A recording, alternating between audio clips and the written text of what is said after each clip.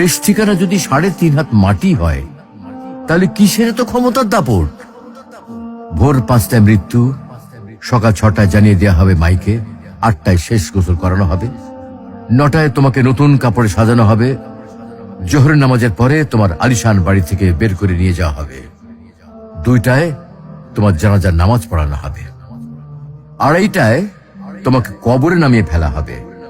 মাটি দেওয়া শেষ হয়ে গেলে কেউ তোমার জন্য দোয়া করবে, আর কেউ চলেও আসবে।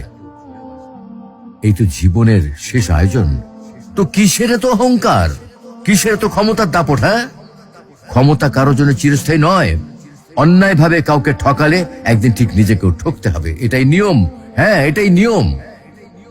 ভোরের সূর্যোদয়ের আলোতে যে পৃথিবী আলোকিত হয়, সন্ধ্যার সূর্যাস্তে তা আবার হারিয়ে যেত দেখি।